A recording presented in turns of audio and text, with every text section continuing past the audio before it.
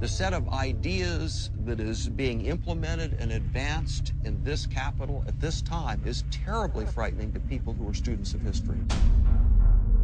If you look at the 70 superpowers in history, every single one of them has called themselves exceptional. And when you look at the Roman Empire, the parallels to what is going on in America are absolutely frightening.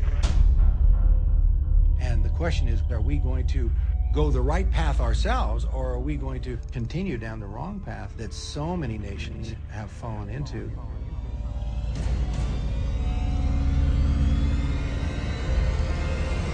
Everybody's telling me the world's going to hell.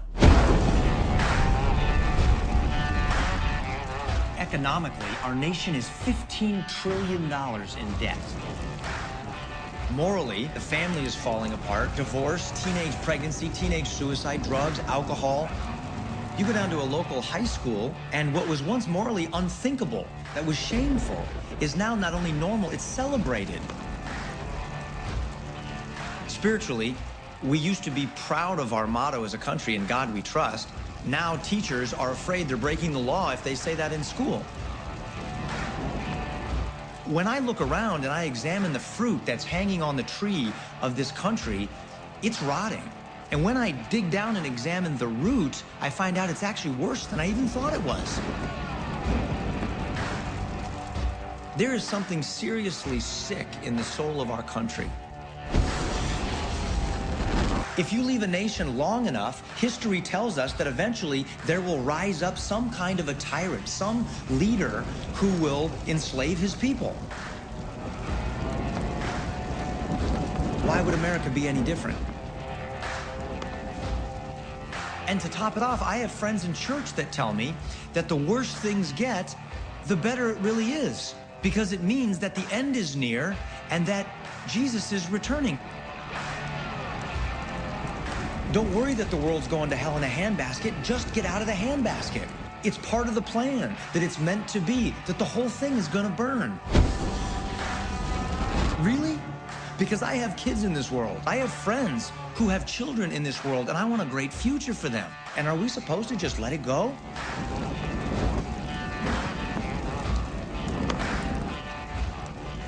But if we just take our hands off the wheel and let it fall off a cliff, aren't we creating a self-fulfilling prophecy? So I turn on the news and find that most people are playing the blame game. The right blames the left blames the right, government's blaming big business blames big government, Hollywood blames the church and religion, and the church is blaming the media for all of the problems.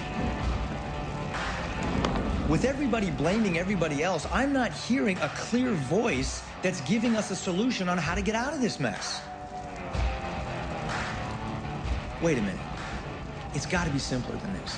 Maybe it's as simple as we've forgotten what made this nation so successful and healthy and prosperous and secure in the first place. Maybe if we could go back and talk to the men and women who built this country, they would tell us what we're doing wrong and how to fix it.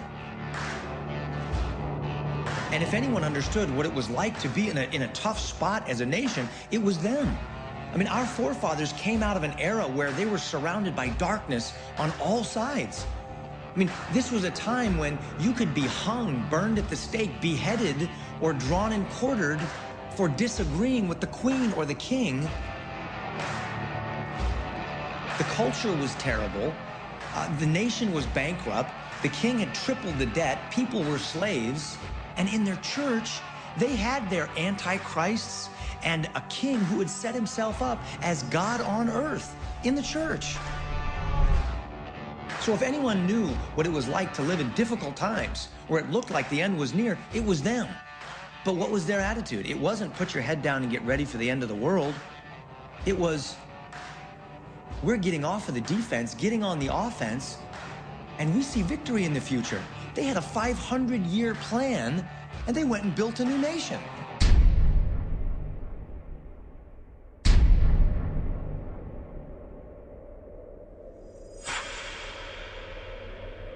Who were these pilgrims? I wanted to learn from them. I wanted to listen to them.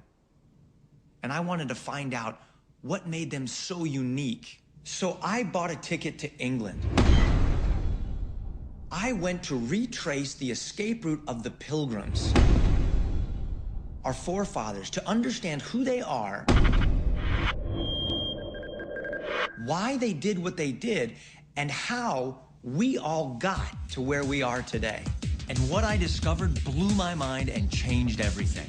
My journey began in a sleepy little town called Babworth, England.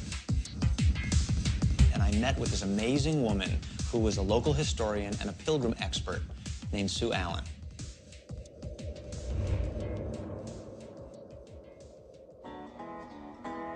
Lovely to meet you. Thank you, you too. I'm Kirk. It was cold, it was gloomy, kind of wet and overcast, and I felt like I stepped into a different world because I'm sitting on a bench and I've got dead people all around me. I've got the tombs and the tombstones of people that had been there since the year 1200. It was funny because as I was talking with her, it almost felt like she was there. I felt like she knew these people, like they were friends of hers, and she just brought them to life. When I think of pilgrims, I think of what I was taught in elementary school and history class. We think of pilgrims coming over in these funny black and white suits with big hats and belt buckles on their shoes and turkey guns. No. Who were the pilgrims? Broadly speaking, they were part of the Puritan movement, and to really understand where they're coming from, you need to understand what a Puritan is. Yes. Is for the first time, the Bible is printed in English and put into every church, because until that point, there were Bibles in English being smuggled into the country, and they were deemed to be heretical. You could be burned for having an English Bible. And what was the fear of having English Bibles in the hands of the people? What would happen if every Tom, Dick and Harry got to read the Bible for themselves and then started to study it, for goodness sake, and realised that the church in the Bible, as Christ had deemed it should be, was not this church with bishops in palaces, growing rich when the parishioners were starving on the land. People would then hold them accountable. Precisely. And they didn't want that. And as soon as the Bible was in English, that started to happen. For the first time, these people got Bibles in English that they could hold and study in their own hands, in their own homes, with their children. This to them was worth more than anything else, even more than their own life, because this was God speaking to them. And it got to a point that by 1593, there was an act against Puritans brought in. And under that law, it became illegal to be a Puritan. Anybody that disagreed with Elizabeth's new church settlement got this name that you could spit out like a curse: Puritan. The state, the Queen, the monarch, used the clergy as their mouthpiece to control you. And because of that, you had the government controlling the church and the church controlling the people, and so that's where you have the tyranny and the oppression that you can't get away from. And the thought is coming to them, if this church can't be purified, maybe we should just separate ourselves away from all this unholiness. That's where the word separatist comes from. And that's the dangerous step, because you're stepping away from the church and you're denouncing the monarch in the same breath. That's right. You're not just switching denominations, as we would think of switching churches today. This is tantamount to treason. By leaving the church. Yes.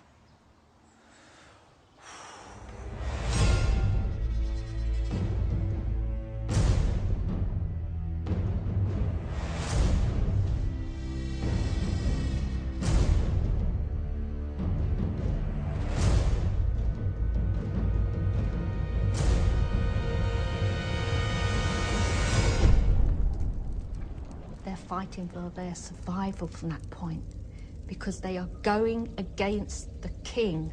It's no matter just they're going against the church and the king is the head of it. It's treason.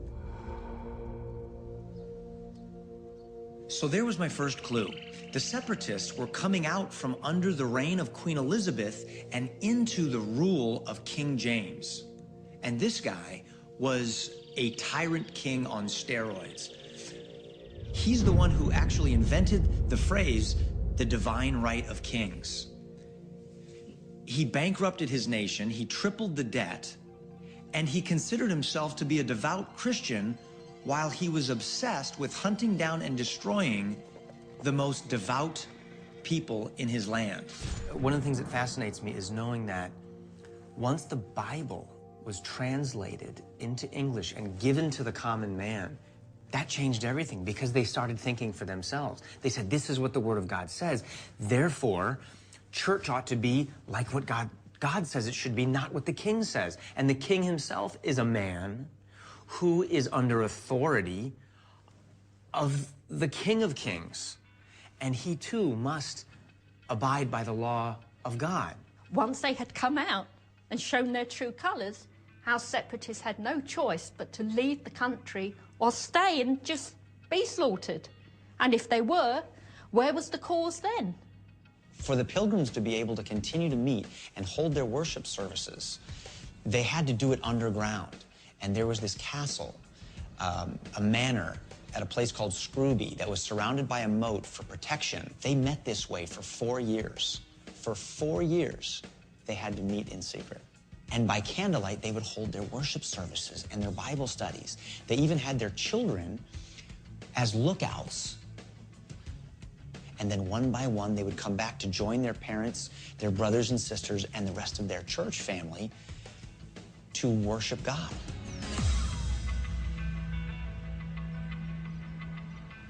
Every time they opened up a Bible, they had to have been looking over their shoulders, knowing that at any moment the door could burst open and the army comes in and hauls you off to prison, leaving your children and your wife destitute without anything. They knew that it brought them to a place where they had to make a choice. They said, either we're all in and we're going to get caught eventually here, or we're going to make an escape, a strategic retreat out of England where we can continue to grow and develop as a community of faith, and one day come back to England to set our friends, family, the church, and the entire nation free from this tyrant.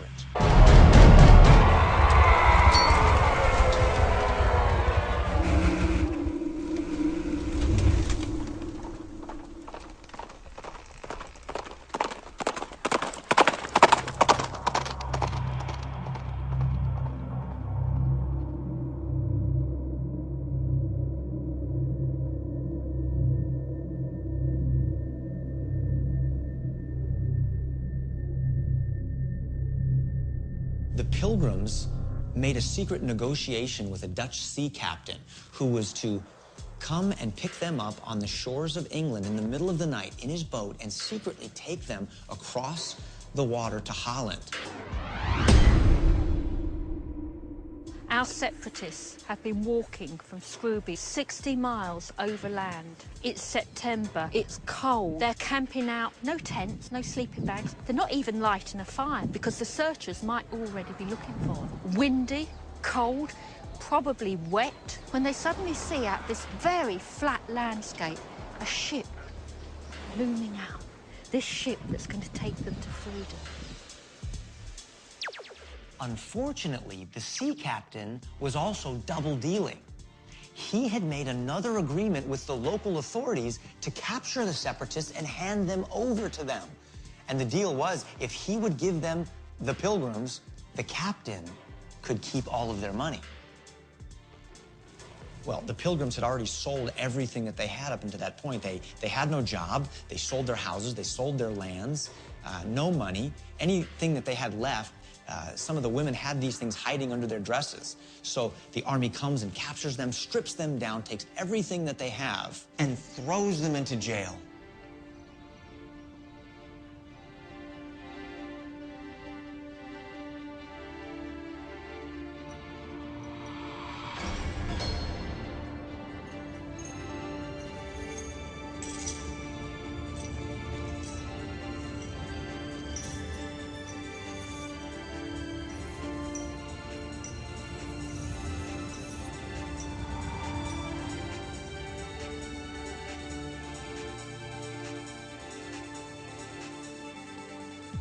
Yeah, this was a huge failure.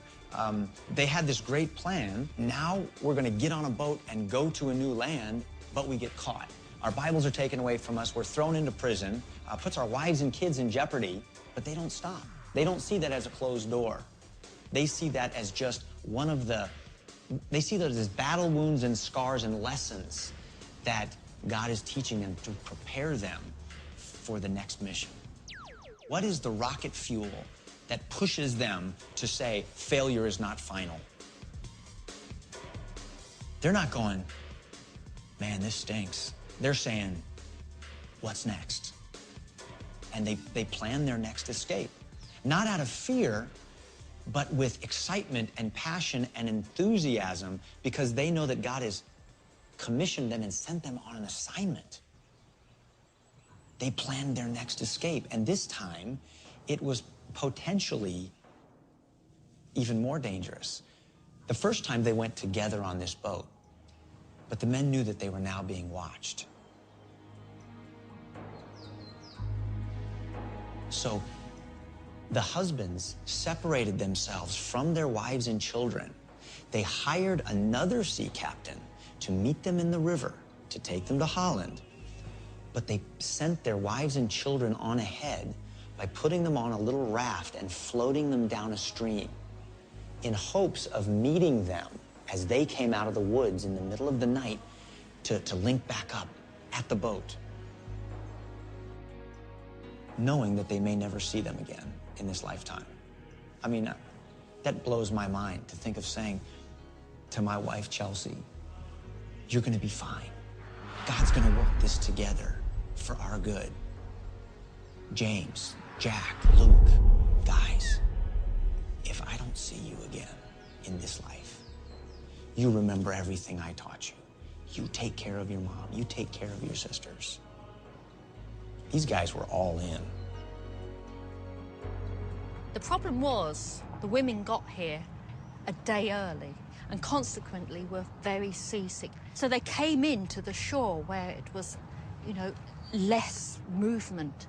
And the problem was they got caught right there on a mud bank. Horrors of horrors. Armed men closing in on the women. The women are helpless. They can't get out of the craft. It's stuck on the mud. They're sitting ducks. The men can't do anything. The women have got all the belongings, all the money. And the captain, when he sees the position, now this was dangerous, because if he was caught, they'd take his ship from him. That's his living. So he cries an oath, Sacramente, and he goes. And once that Dutch ship hit the North Sea, the mother of all storms blew up. And the men were just carried off towards Norway. 2 weeks that storm blew. 2 weeks. They couldn't control the ship, so they just put themselves below deck and they just had to let it ride out the storm. It must have been terrifying. Bradford said, you know, for days on end, they didn't see the sun, the moon, the sky, and they really thought they were going to die. And at one point, when they really thought the end was near, our separatists prayed in earnest. They prayed and they said, even now, Lord, even now, you could save us. And the storm abated. They got control of the ship and turned about and made their way to Holland, to Amsterdam, because in that same storm, there were hundreds and hundreds of vessels lost. This one survived to tell the tale. How miraculous is that? Amazing.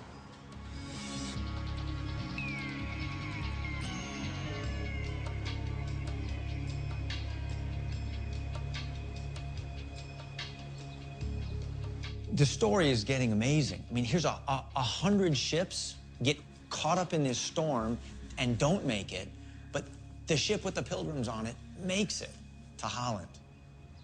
They don't have their wives and their kids. They're hoping that they'll meet up with them again. It's not till a year later I learned that they actually got their wives and kids over to Holland with them.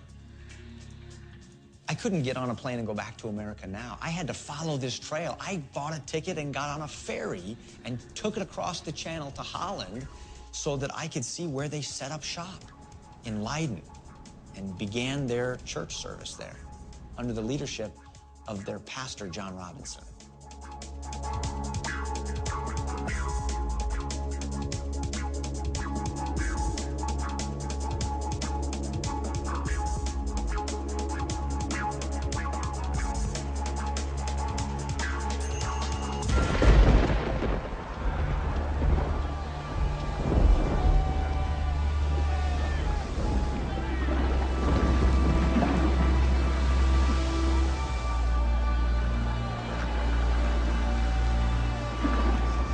And the storm abated.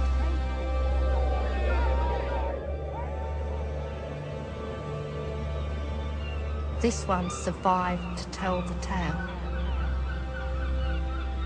How miraculous is that? Yeah, this is not the story that I heard growing up in school. Quiet little religious fuddy-duddies scurry out of England with their tail between their legs and come to America not knowing how to plant corn or fend for themselves. No, they actually planned to go somewhere where they could find spiritual freedom so that they could return to England and set their people free with what they were learning. And Holland was the place for that. There was a town called Leiden where they regrouped for 12 years as a congregation.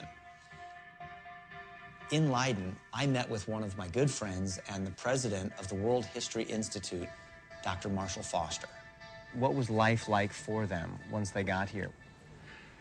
It was tough. They couldn't get jobs because they weren't parts of the guilds. They had to put their children to work many times just to eat and to survive. Then they had to get their wives and children over because the king had kept them behind. And by the time they settled into Leiden in 1609, they were barely surviving. But you know what? They were free. And it was the only place they could have gone in all the world that was not under a tyrant who would kill them. If they went to France, tens of thousands were dying. If they would have gone over to Germany, millions were dying in the streets. If they went up to Scotland, 40,000 or more were dying. Even ministers, by the thousands, were being persecuted and butchered. And so, of all the places in the world that they could have gone that year, that was the one place they could be free, and they could worship God, and they could prepare themselves for the future. Equally important to them was their love of their England that they'd left behind, that was under the divine right tyrant, King James, and they wanted to bring them the liberty of the gospel. And so they set up a printing press in William Brewster's home, and that press was the internet of the day. It was the way to go around the censorship of the king and to get the truth of the gospel to the people of England and Scotland. And so they produced over 15 books and then put them in kegs and sent them in ships secretly over to England and Scotland, and it went all over the country. Well, James was really excited about that. In fact, he spent the next year and a half tracking this down, and finally he found out that it was the Pilgrim Press in Leiden that had published these books. The troops came in, broke down the printing press, and took the seal of the King of England and sealed the home so no one could live there. And that was the end of their adventure in printing. And Bradford tells us, he said, they came to propagate the gospel of Christ, or the kingdom of Christ, to the remotest parts of the world. Yea, they could be but stepping stones for the promotion of so great a work. Now here's a vision. Here's a group of people who are losers. They escape. They now are having to leave. They've got no support. They've got no money. They have all kinds of problems, and yet they're willing to escape to a wilderness, and yet they've got this vision, a generational vision, that they can lay their lives down in this wilderness and literally put their faces down in the mud and have their children walk on their back to a better day. That's a generational perspective. In fact, it was so true of them that at the end of Bradford's life, he says that this one small light that we have kindled here in Plymouth has shined to our entire nation. So it happened. 400 years later, the liberty that the world now enjoys is because these people had the faith to lay their lives down in the wilderness 400 years ago.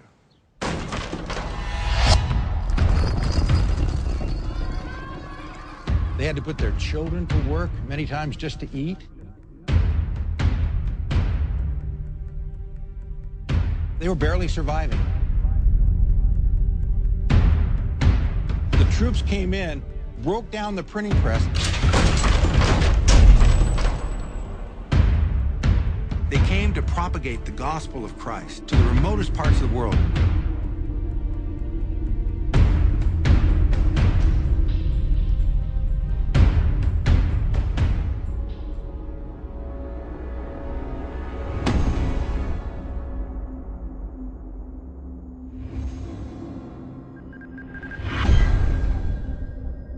So they don't go from Holland to America. They go from Holland back to England, back into the lion's den. And that's where they hired 2 ships, the Mayflower, but also the Speedwell. And that's the 2 ships that were going to take these 150 passengers across the ocean to the New World.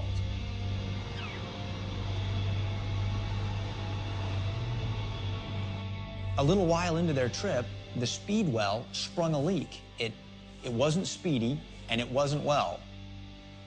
It cracked, and they had to pull back into shore. Another opportunity for them to get caught and imprisoned or killed. So think of all the doors that have slammed on them up to this point, right? They're meeting in secret. They escape for the first time. They get caught, thrown into prison. They escape a second time, get separated from their wives and children. They try to make it in Holland. That's not working out. So they get on a ship, go back to England. The first ship springs a leak. They've got to go back again. At what point do you say, enough? We get it. This is not part of the plan.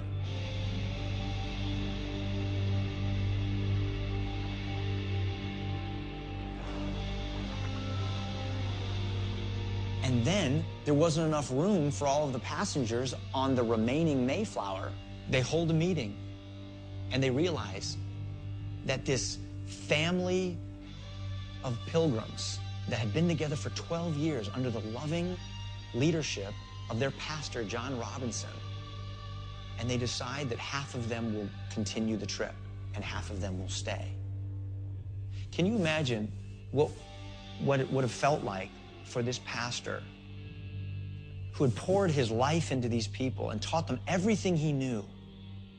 He told them the stories of all of the heroes of freedom and liberty that had come before them, starting with Moses, leading the children of Israel out of the wilderness into the promised land and starting a brand new nation under God's laws, electing leaders for themselves, men of character, and submitting themselves to the laws and principles that were right and true in the eyes of God.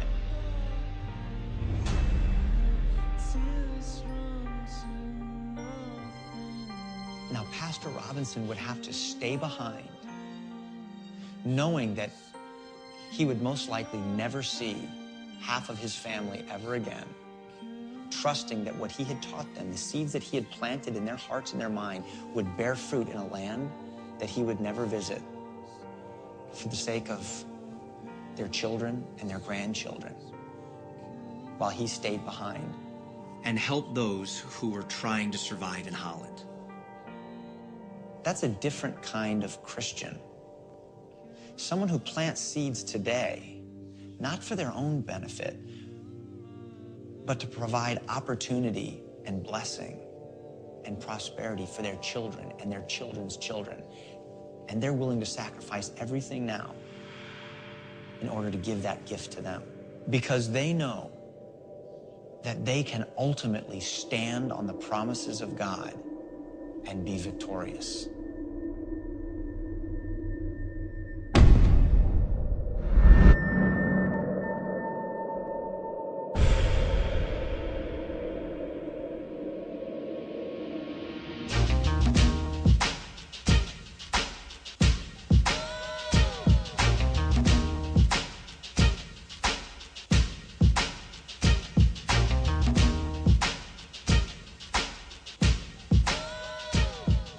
So they come together, they pour everything into this, just like they did when they left England. They sold everything they had, and they had to even go in debt to get this ship, just to hire it.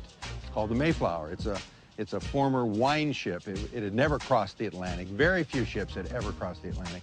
In fact, it was just to go around the ports of England delivering wine. This time they've got 102 passengers. They've got about 30 crew members.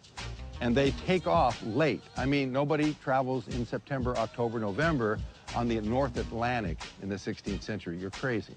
But they did.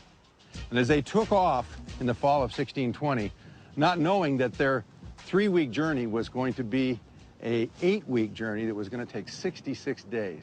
So what was it like on the boat?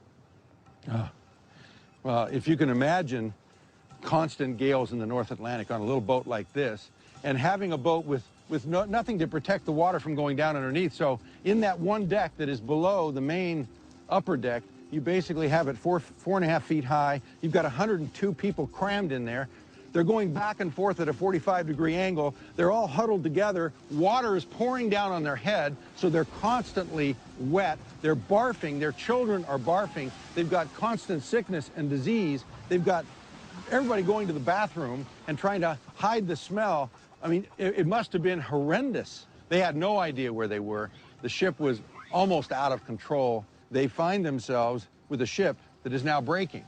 The main beam that holds the whole ship together, which goes horizontal, has now cracked and is coming down, and the water's pouring in. At that point, the captain comes down and said, well, prepare to meet your God. This is it. And the Pilgrims had brought, providentially, a giant screw, which was one of those screws probably that holds the bottom of a house together when you're lifting it up. And so they pushed it just right into place at the right place, put a log underneath it, twisted it in, and saved the main beam, which of course saved the ship, which saved them from disaster.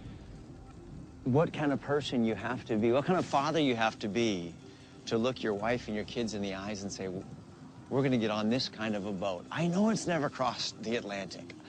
I know this doesn't look possible, but we're going to go because it's worth it. I mean, what kind of character do you have to do something like that with your family? I mean, you're either crazy or you've got courage and you've got faith. These are the real people that founded America. And they were real. Were they perfect? No. Did they cry out and scream? I'm sure, in fear. Did they? Were they afraid? Yes, they were. But they carried on and persevered. In fact, William Bradford, their governor, said, if we are to lose our lives in this endeavor, at least we know that our cause is just and our cause is honorable. So their perspective was do the right thing over the long haul, and in the long run, God will bless it.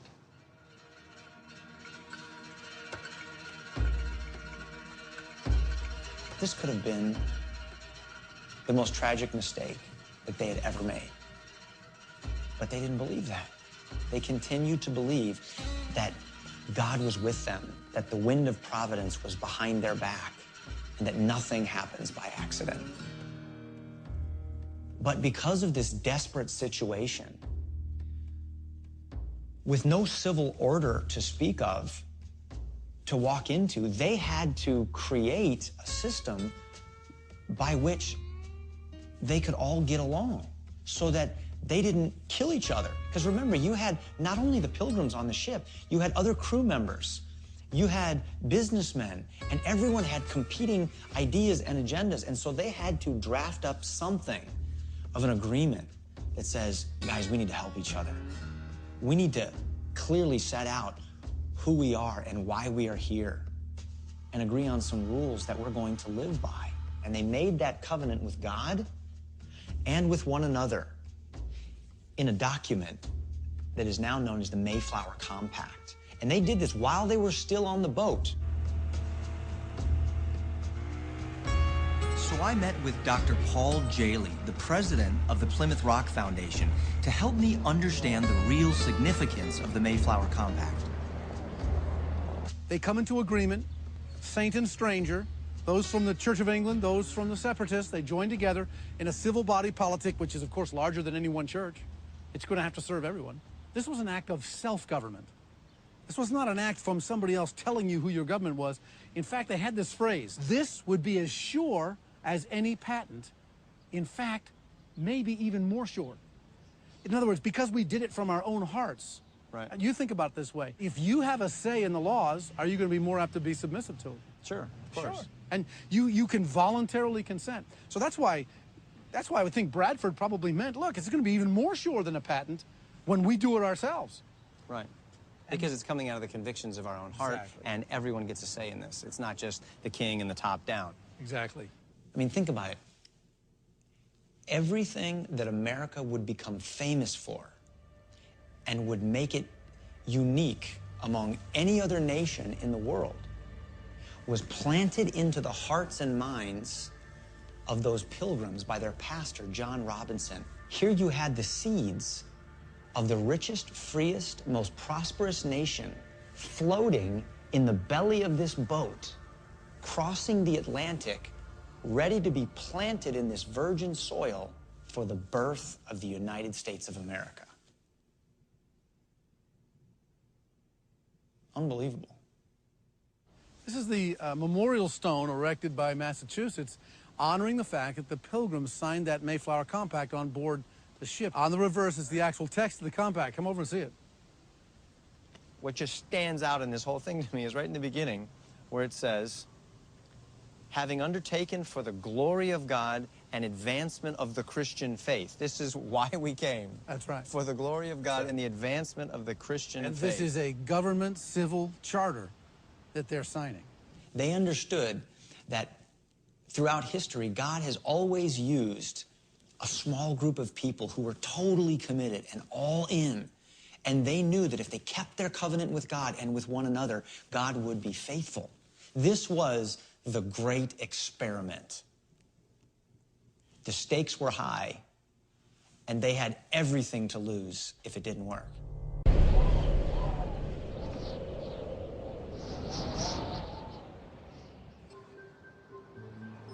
But finding Plymouth was just the beginning, because now their work really began. They had no place. There's no place to sleep, no sleeping bag. Imagine 2 or 3 feet of snow on the ground in November, December, January. Fortunately, the captain stayed behind. He was going to leave them, but he realized that if he left them, they were goners. So he stayed behind a mile offshore, and the women and children would go out every night and sleep on the Mayflower.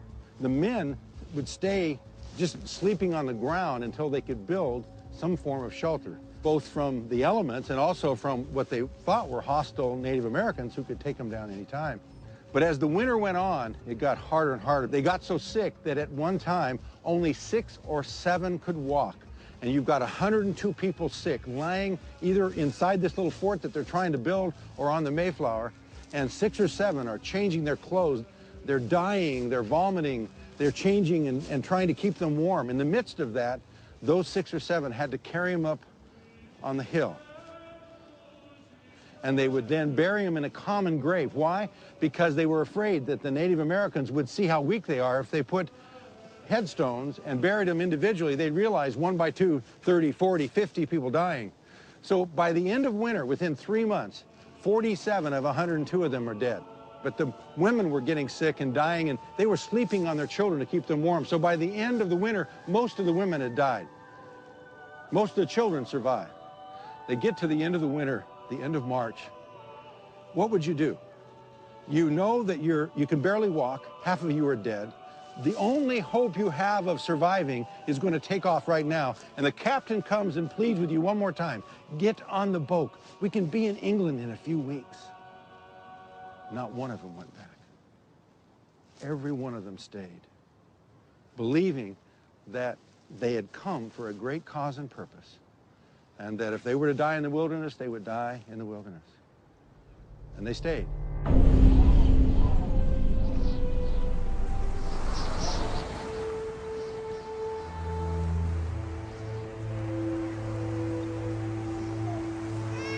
"47 of 102 of them are dead."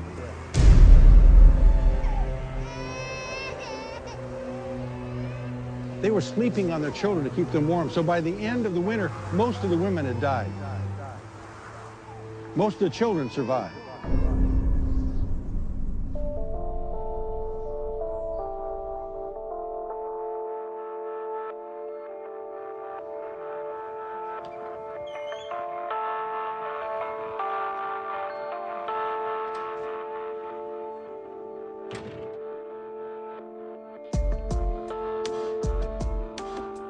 The thing that kept flashing through my mind was what I learned in school. Didn't the white man come over from Europe and abuse the Indians? Didn't white man simply steal their land and ultimately throw them on reservations? Wasn't this a bad thing?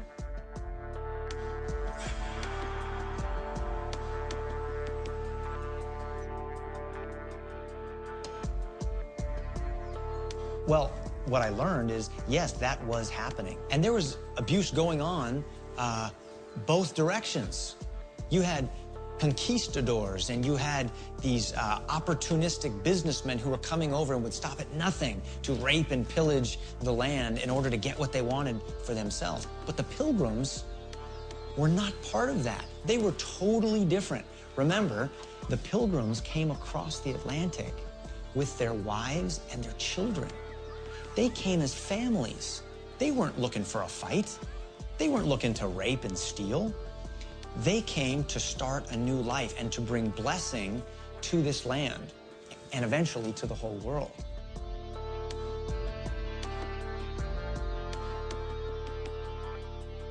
Now, the Pilgrims' relationship with the natives was not perfect. Some things went wrong. But what stands out is the character of these people. At a time when most people in the world viewed the Native Americans as animals, the Pilgrims treated them as equals. There is one story that Bradford tells us in his journal of the Pilgrims executing one of their own people based on the testimony of 2 Native American witnesses. Who does that? Where do you get that from? That is a system of all men are created equal under the law.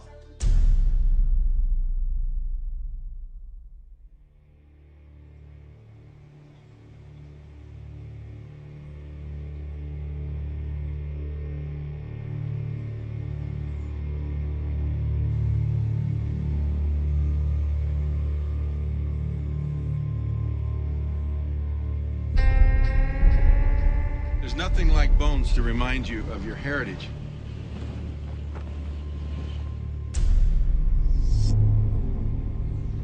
And that's why I like bringing people up here, because it reminds us of our own mortality. It reminds us that we are in a relay race. We're in a generational relay race. And they understood that.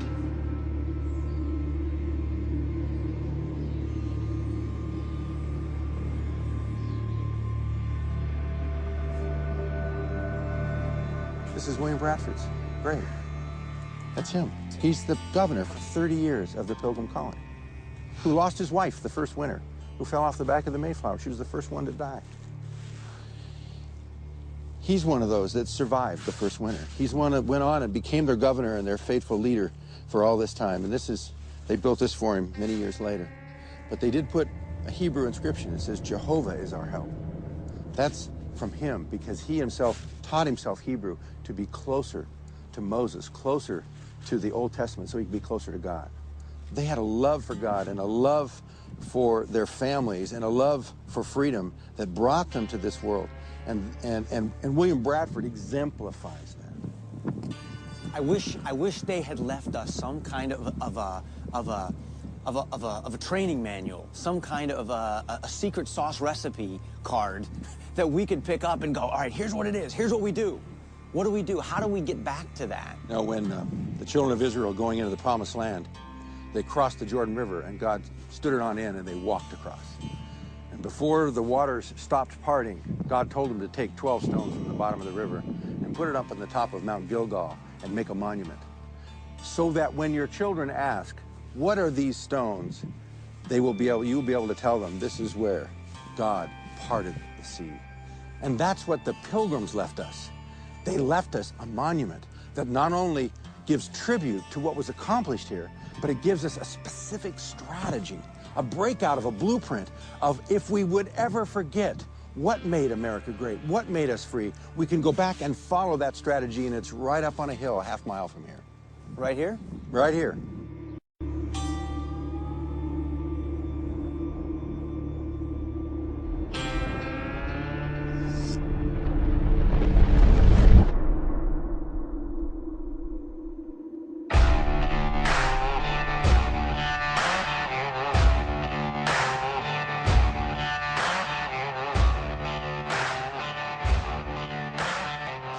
Is huge.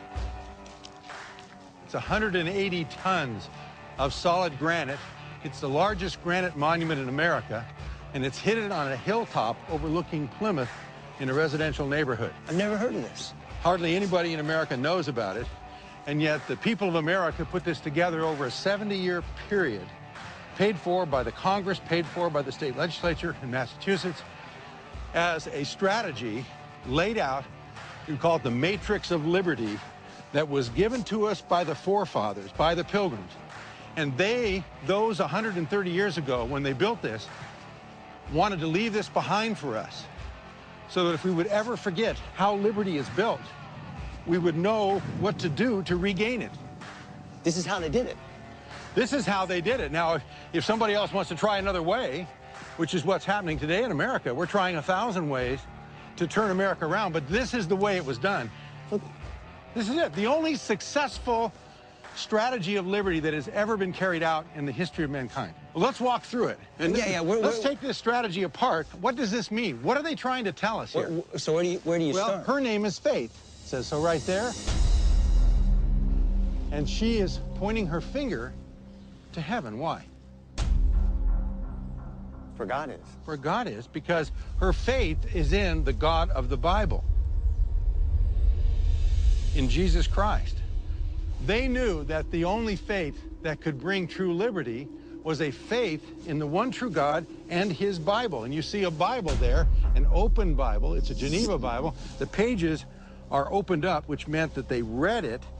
And as they read it, and as they had faith in God, he gave them wisdom. That's why you see the star on her forehead.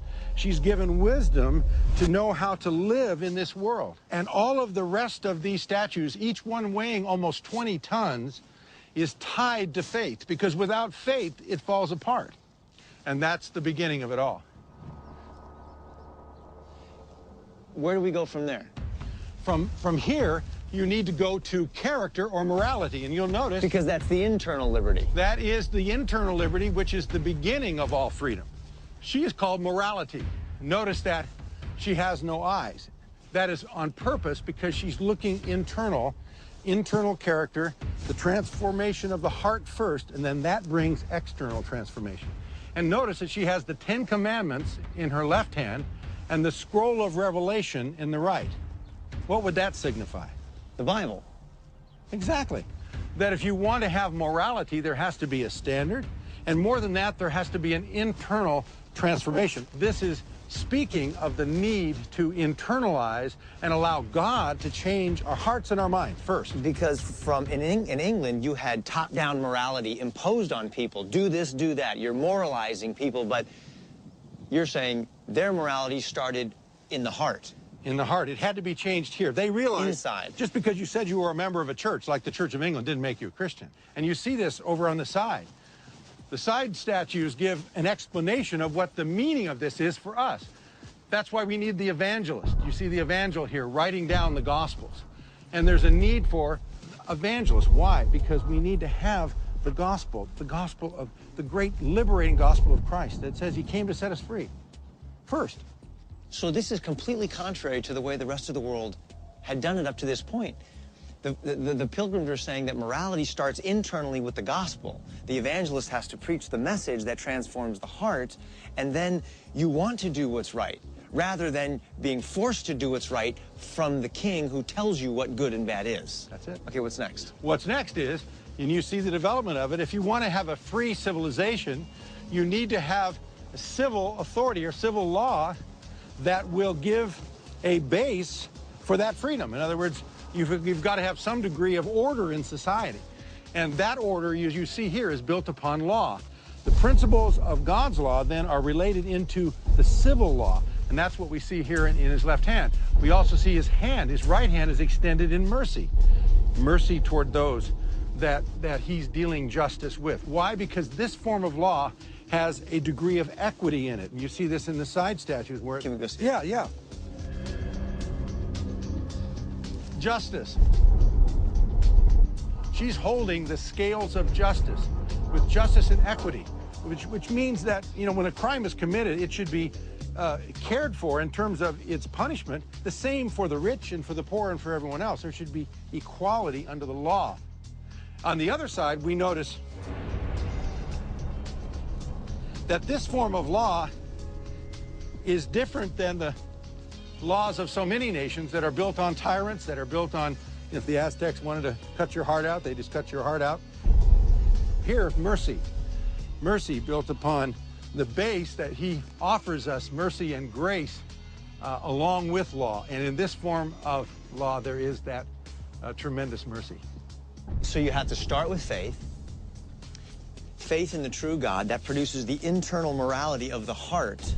You have a standard by which to judge what good and bad is, and then you create a moral system of law to have a basis for a free and just society that can mete out justice when crimes are committed, but also extend mercy to people and show them grace. And then that gives you the freedom. Once you have a society that's built like this, now you have a civility in society. Now you can educate your children.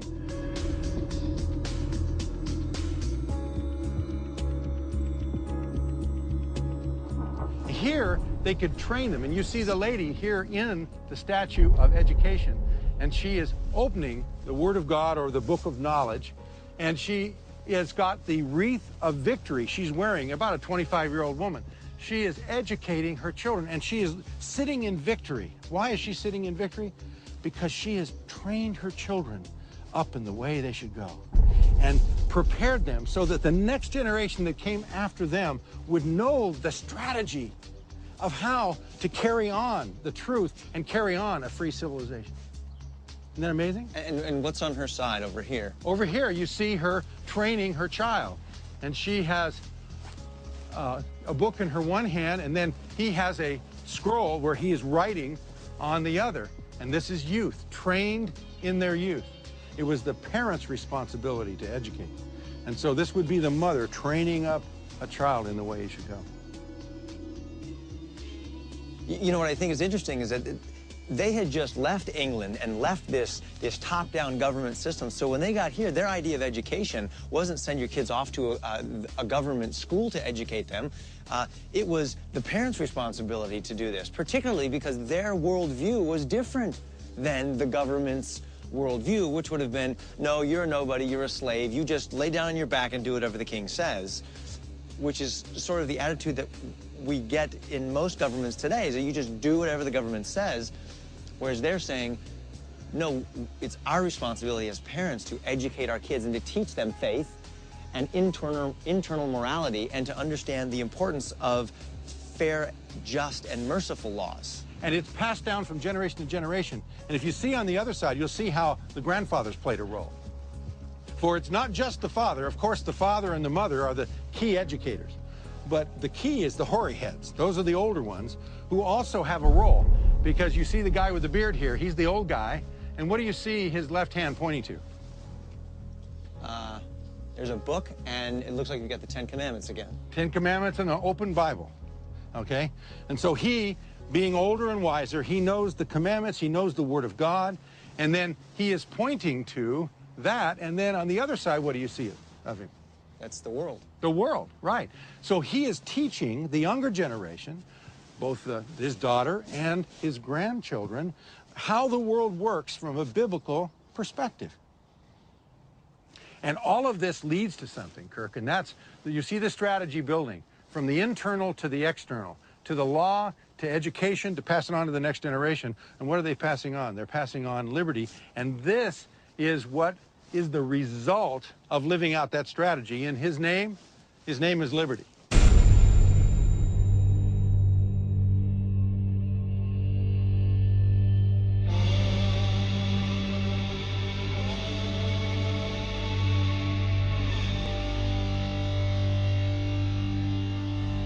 We call him Liberty Man. Look at this guy, he's a Liberty stud. hero. Now this guy is not a guy you want to mess with, right? And he's seated in liberty. Okay, explain who this guy is. Liberty Man. Liberty Man, or the liberty hero that he represents, is the fruit. He is the result of obeying the matrix of liberty that you see on this monument. And he is seated in liberty. Now, I want you to be careful to notice these details. Notice that he's holding broken chains in his left hand. Notice that he has, where the chains were, bound to his legs. notice that he is now seated in liberty. He's got that good look on his face like, listen, I'm free, but I'm looking out, defending my liberty, but I'm free. And notice the claw that is on his right shoulder. That claw relates to a skin that goes around to the left here, and you see a lion's head, an entire lion skin. That ultimately represented the lion of the English tyrant back in those days. So he has slain the lion. He's slain the lion, and that's what it says here on the left. Tyranny is defeated, and you see Liberty Man standing over tyranny with his foot on the chest of tyranny. He's holding tyranny down. And again, the Pilgrims won this victory without violence of any kind, except living out God's principles. You know, one of the things that's striking me is the fact that this is talking about our forefathers, the Pilgrims, but this guy is not some wimpish little religious guy. I mean, this guy is a stud, right? Yeah. He's strong. He's looking out. He has just defeated a beast, and he's got a sword in his hand. That's right. And he's here to protect, right? That's right. He's here to protect his family and to defend the laws that they have made, and ultimately to defend their values and their character, their faith. Exactly, exactly. And it shows you that if you do it right, you can be strong as an individual, you can defend liberty, and if need be, you can fight. You don't want to fight, but if you have to, you're ready. But the point is, because you've done it God's way, there is a long-term blessing that goes with it. This is awesome. This is it. This is it. So, Kirk, this is that recipe. This is that strategy, that matrix that was what built America. This is it. And if we want to try something else, yeah, people can try other things. But in the history of the world, the one strategy that has brought more liberty, more prosperity, and more joy than any other is this strategy. Why would you go anywhere else?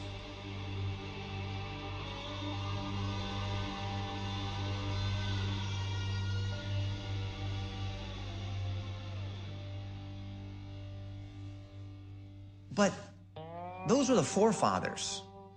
What about the founding fathers? 150 years later, the George Washingtons, the Thomas Jeffersons, Benjamin Franklin, Madison, John Adams, the people that framed the Constitution and the Declaration of Independence, the real beginnings of the United States of America. In that 150 years, did they lose that deep faith of our forefathers?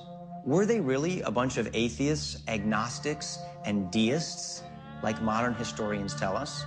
I needed to find that out.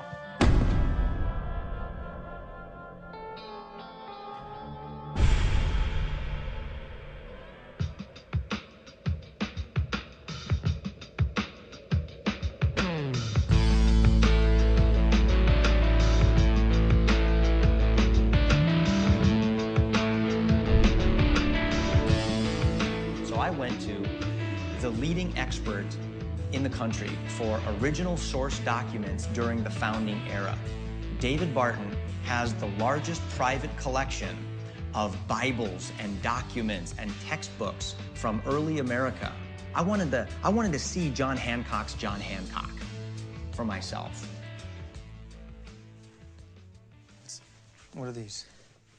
This is a family Bible done in 1798. This Bible was funded by about a dozen signers of the Constitution and signers of the Declaration, as well as by President John Adams and Vice President Thomas Jefferson. They're the guys who put up the financial backing to do this Bible. Funded by signers of the Declaration? And Constitution, yeah. And Constitution. Yeah, Gunning Bedford, signer of the Constitution. John Dixon, signer of the Constitution. You had so many of the signers who were part of this. Alexander Hamilton helped fund this Bible. Because they wanted families together. They wanted the Word of God out to every family. Because they believed that would make for a better country. Makes for a better country, makes for a better faith. And again, this is a product of our atheist, agnostic, deist founding fathers, or at least we're told that's who they are today. When you see this stuff, you go, wait a minute, these guys, why would any atheist, agnostic, or deist promote the Word of God, fund it, and want it distributed to every family and everyone in America? Why would they fund a Bible that you can take and give out to your neighbors to evangelize them? Doesn't make sense if they're atheist, agnostic, deist. Now, on the other hand, if these guys happen to be Christians, this makes a lot of sense. This is one of the rarest books in the world. This little book right here, really delicate. It's done in 1782 This is the first Bible ever printed in English in America. They printed 10,000 of them. There's 22 left in private hands. This is one of them. So one of the rarest books in the world. What's cool is this Bible, the Bible of the Revolution, was printed by the Congress of the United States. So Congress printed the first English language Bible. They said in Congress that this Bible is, quote, a neat edition of the Holy Scriptures for the use of our schools, end quote. So the Founding Fathers in Congress printed the first Bible in English, and they did it for the use of schools? I didn't think they wanted the Bible in schools. It's what we hear. It's what we've been told. The Bible was put in schools back in 1647, first public school law. We kept it in schools till 1963 when the court said, yeah, we've done it 320 years, let's do something different. And now we're told the Founding Fathers never wanted the Bible in schools. That one piece of history right there proves exactly opposite. Real simple. So hold on. The United States Congress was commissioning and printing Bibles to be given to all the people because they knew that that's what would produce the character necessary to make America blossom and flourish and thrive. Benjamin Franklin, Thomas Jefferson understood that without Christianity, you have no basis for a free and just nation, and that's why they promoted the principles of Christianity, even if they were not themselves personal, genuine followers of Jesus Christ. These arguments that we're hearing that, Christianity was not a significant part of their lives. If anything, they were deists. They're just simply, those arguments are simply based on ignorance or deliberate denying it. Yeah, anybody who knows history knows it's a deliberate attempt. Now, I believe there's a lot of people who repeat this ignorantly because they simply teach what they were taught in school. They got this in school. But there was a generation that absolutely got this wrong, no question about it, and they did it deliberately. Now, this is a book done by two professors, Kramnik and Moore. These are Cornell University professors. It's a book called The Godless Constitution. These guys, they assert Founding Fathers were all atheists, agnostics, deists, and that's why they gave us a godless document, because they themselves were godless. So they go through and lay it. Now, I find this used as a textbook in universities all over the country. You know, they go through and lay out their whole case. And, I mean, you see the letters we just pulled and documents we got everywhere around here. And you go, what's the documentation for this thing that none of the founders believed in God, that they had a secular government, a godless constitution? And so you look at the footnotes. Yeah, you go to the bibliography at the back, and you get back here to the end, and it talks about a note on sources. Now we're looking at footnote sources. This is going to be cool. And when you get here, look what these two professors say. We have dispensed with the usual scholarly apparatus of footnotes. We're not documenting a single thing. Everybody trusts us. We're PhDs. We're telling you all these guys are atheist agnostic. Do you think there's any kid going to university in America today who could write a thesis paper and not footnote it and have a professor not tear their head off? And yet we got two professors saying, oh, no, it's a godless constitution. They're all godless. Now, we don't have to footnote anything. We've dispensed with that usual stuff because everybody knows they're godless. This is pure revisionism. This is the kind of stuff where it's deliberate. You got to work really hard, and the reason they couldn't document it is you're not going to find original documents like that. You can find maybe 2 or 3 documents out of 100,000 maybe. That's the best they can come up with, and that's just, again, the exception, not the rule, and that's the way we teach history today. We say, well, founders were all slave owners because Jefferson owns slaves. Well, that's one of the 56 signers of the deck. How about the 70% of the signers of the deck that were abolitionists and formed the first abolition societies? Well, the founders were all atheists, agnostics, deists because Jefferson and Franklin. Well, how about the other 54? How about the fact that of the 56 signers of the Declaration, 29 of those guys held seminary degrees? More than half the signers were seminary. We never talk about that. And that's what these guys do. They may find a piece or two here. They don't even footnote it, but they might find a piece or two to prove their case. Every piece they find, we can find 50, 70, 100, 200, exactly the opposite. But this is what kids get in college now. Wow. I mean, these documents that I held in my hands proved to me that our founding fathers did not lose that deep faith in God. They didn't ditch the strategy of the Pilgrims. In fact, they were following it. Congress was printing Bibles, and they were paying to send them into homes and churches and schools.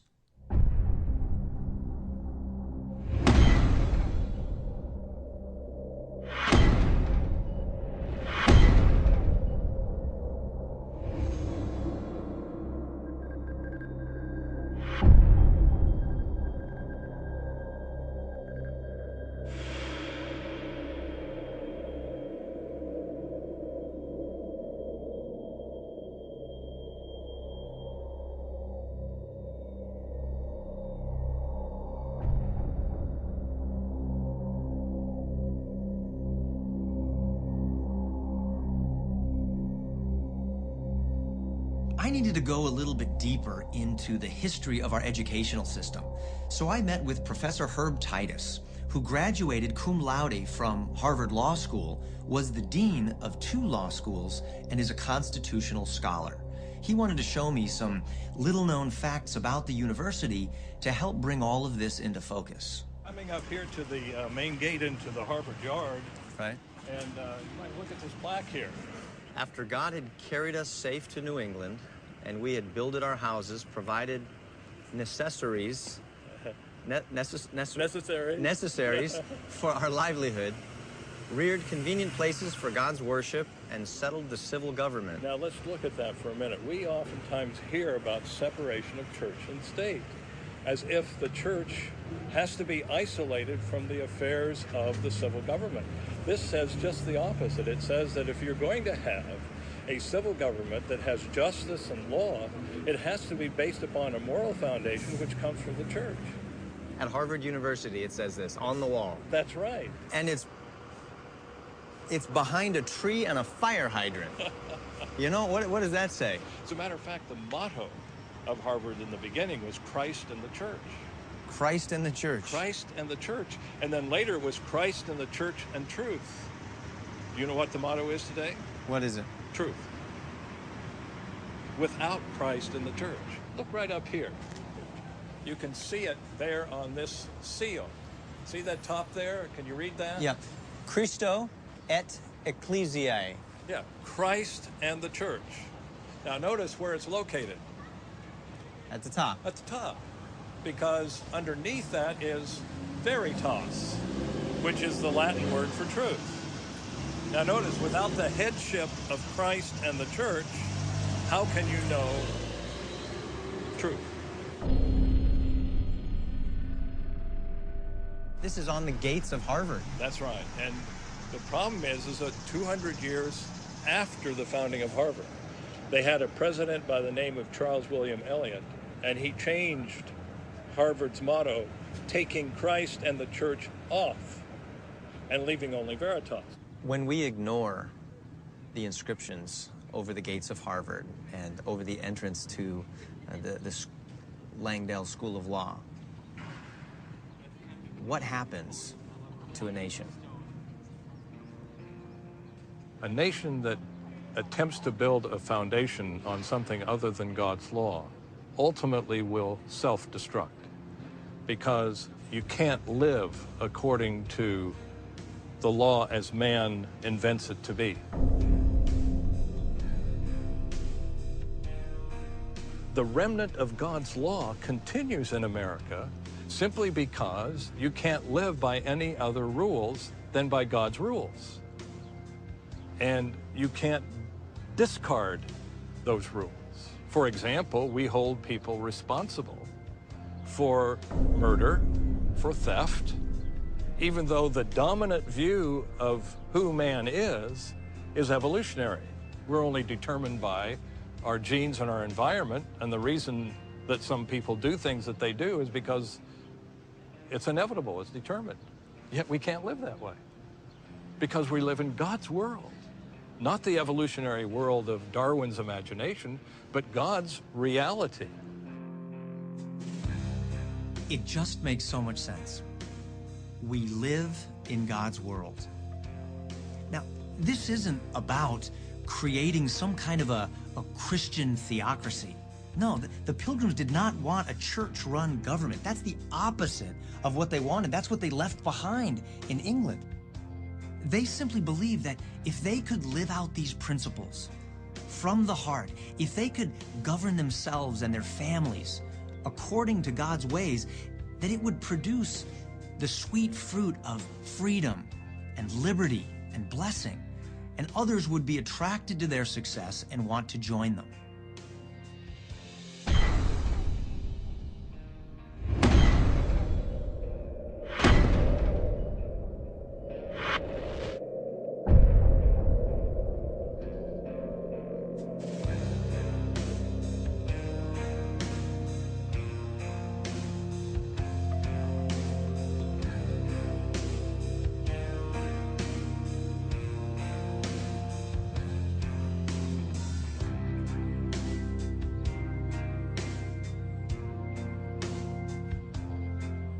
The founders had a clear sense that there were 3 tasks to establishing a free society. You had to win it, you had to order it, and you had to sustain it. Now, of course, that's the present generation's task, because that's the work of centuries, not just a few years. We cannot put our confidence in just pure democracy to make sure everything is going to keep running the way it is. You have to remember Hitler was elected with a great majority of German votes. Pure democracy was not viewed with anything other than skepticism by the founders. They understood that freedom starts at the grassroots level, at the individual citizen, building families of righteous new patriots and citizens. That's what makes it work.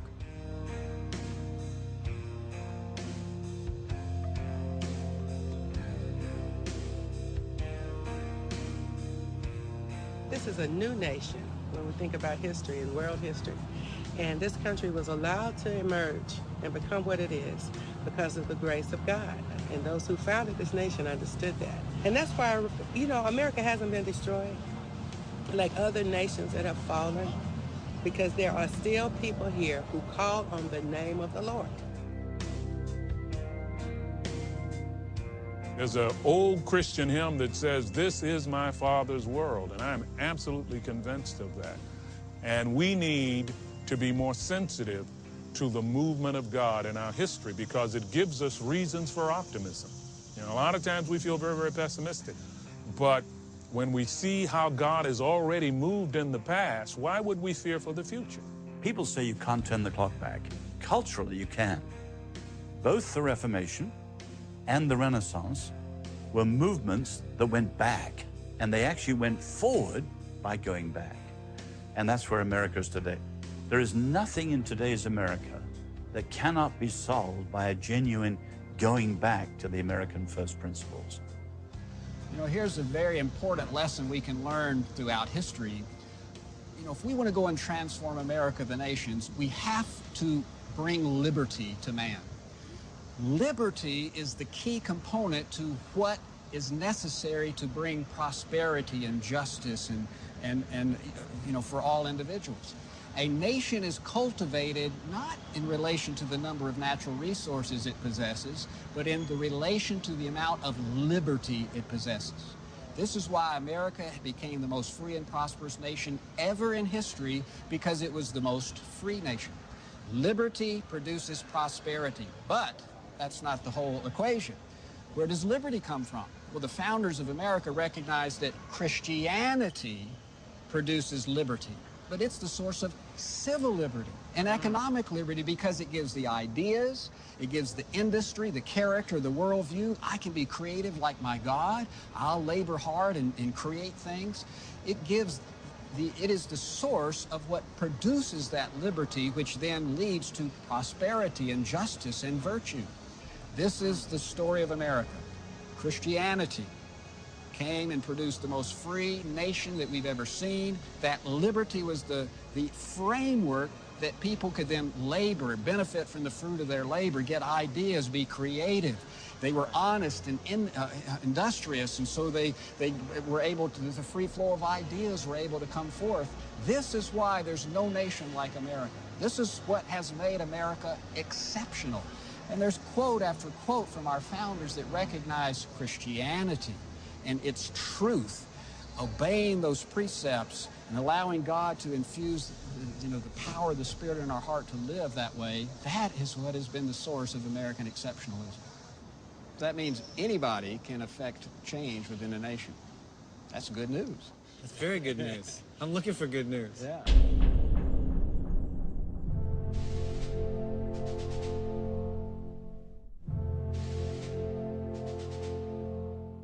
My questions were answered on this journey. I've learned that the solution to the crisis we're in as a nation, economically, morally, and spiritually, is not to blame someone else. The responsibility to secure freedom for my family lies in my hands. For 400 years, we've had the strategy. We've got the game plan. And it's produced a nation that is healthy and strong and free. And every time we've strayed from it, we've suffered the consequences. The seed that grew this nation was faith in God. That faith produces character, a character that produces great courage. Courage to self-govern. Courage to guide and educate our children in the right worldview. And the courage to elect today's liberty men and women who will take the torch from our forefathers. The answer doesn't begin at the White House. It begins at your house. I'm no longer going to sit on the sidelines and do nothing. I'm going to get involved. And I know there are millions who feel like I do. As for me and my family, we're going this way. The way of our heroes who fought against all odds and changed the world. The time is now. Join me, and together, we will secure a monumental future for our children.